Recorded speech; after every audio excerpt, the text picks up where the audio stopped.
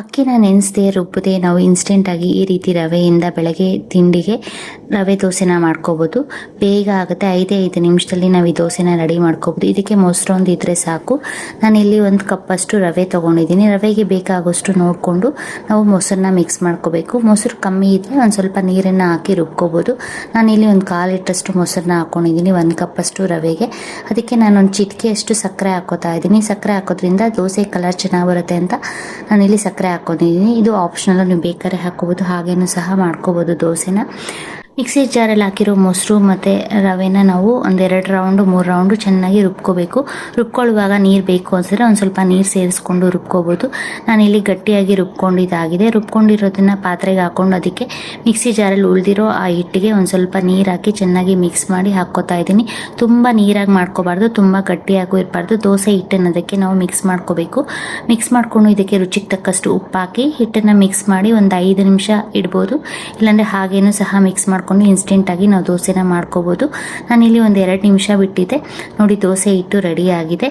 ಈ ರೀತಿ ದೋಸೆ ಹಿಟ್ಟನ್ನ ಮೀಡಿಯಮ್ ಆಗಿ ಮಾಡ್ಕೋಬೇಕು, ತುಂಬ ಗಟ್ಟಿಯಾಗೂ ಇರಬಾರ್ದು. ದೋಸೆ ಹಿಟ್ಟನ್ನ ಅದಕ್ಕೆ ರೆಡಿ ಮಾಡ್ಕೋಬೇಕು. ಹೆಂಚು ಬಿಸಿ ಆದಮೇಲೆ ಅದಕ್ಕೆ ಸ್ಟಾರ್ಟಿಂಗಲ್ಲಿ ಒಂದು ಸ್ವಲ್ಪ ಎಣ್ಣೆ ಹಾಕೋತಾ ಇದ್ದೀನಿ. ಎಣ್ಣೆ ಹಾಕ್ಕೊಂಡು ದೋಸೆ ಹಾಕ್ಕೊಂಡು 2 ಸೈಡು ಬೇಯಿಸ್ಕೊಂಡ್ರೆ ಸಾಫ್ಟಾಗಿ ಇನ್ಸ್ಟೆಂಟ್ ಆದ ರವೆ ದೋಸೆ ರೆಡಿ ಆಗುತ್ತೆ. ಇದ್ರ ಜೊತೆಗೆ ನಾವು ಕೊಬ್ಬರಿ ಚಟ್ನಿ, ಕಾಯಿ ಚಟ್ನಿ ಅಥವಾ ಕಡಲೆಬೀಜ ಚಟ್ನಿನೂ ಸಹ ಮಾಡ್ಕೋಬೋದು. ನಾವು ದೋಸೆ ಇಟ್ಟು ರುಬ್ಬಿ ಮಾಡೋಷ್ಟೇ ಟೇಸ್ಟಿಯಾಗಿ ನಾವು ರವೆ ದೋಸೆನ ಮಾಡ್ಕೋಬೋದು. ತುಂಬ ಸಾಫ್ಟಾಗಾದರೂ ಮಾಡ್ಕೋಬೋದು. ಸ್ವಲ್ಪ ಜಾಸ್ತಿ ಹೊತ್ತು ಬೇಯಿಸ್ಕೊಂಡ್ರೆ ಕ್ರಿಸ್ಪಿಯಾಗಾದರೂ ನಾವು ರವೆ ದೋಸೆನ ಮಾಡ್ಕೋಬೋದು. 2 ಸೈಡು ಬೇಯಿಸ್ಕೊಂಡ್ರೆ ಸಾಫ್ಟಾಗಿರೋ ರವೆ ದೋಸೆ ರೆಡಿ ಆಗುತ್ತೆ. 1 ತಿನ್ನೋರು 2 ತಿಂತಾರೆ, ಅಷ್ಟು ಟೇಸ್ಟಿಯಾಗಿರುತ್ತೆ ರವೆ ದೋಸೆ. ಇದ್ರ ಜೊತೆಗೆ ಇವತ್ತು ನಾನು ಕಡಲೆಬೀಜ ಚಟ್ನಿ ಮಾಡ್ಕೋತಾ ಇದ್ದೀನಿ. ಕಡಲೆಬೀಜ ಚಟ್ನಿಗೆ ಯಾವುದೇ ರೀತಿ ಕೊಬ್ಬರಿ ಬಳಸಲ್ಲ, ಏನೂ ಇಲ್ಲ.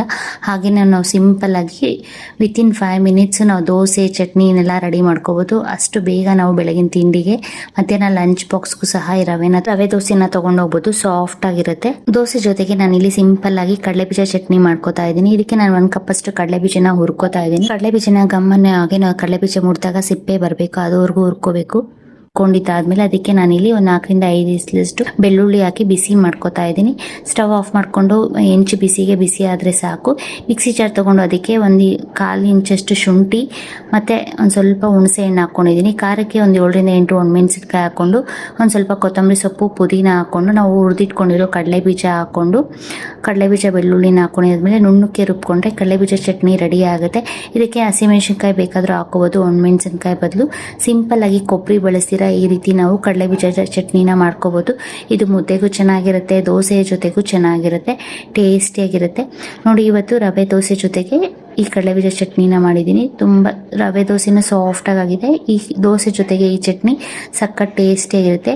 ಈ ವಿಡಿಯೋ ನಿಮ್ಗೆ ಇಷ್ಟ ಆದರೆ ಲೈಕ್ ಮಾಡಿ, ಶೇರ್ ಮಾಡಿ, ಫಾಲೋ ಮಾಡಿ. Thank you.